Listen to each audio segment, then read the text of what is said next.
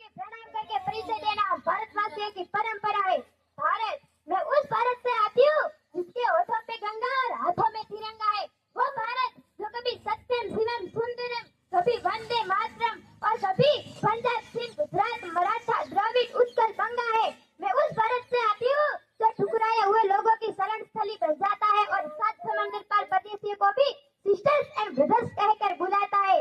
मैं उस भारत से आती हूँ जिसने विश्व को हितोपदेश और कर्म योग सिखाया, लेकिन खुद कभी अपना पराया नहीं सीख पाया। वसुदेव कुटुंबकम के सिद्धांत पर जिया। मेरा भारत वो नीलकंठ है जिसने खुद विष पी के दूसरों को अमृत दान किया।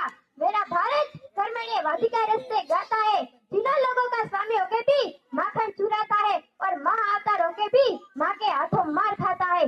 मैं उस भारत से आती हूँ जहाँ स्त्री को उसके स्वाभिमान से पहचानते हैं, एक कुंवारी माँ को महासती कुंती के नाम से जानते हैं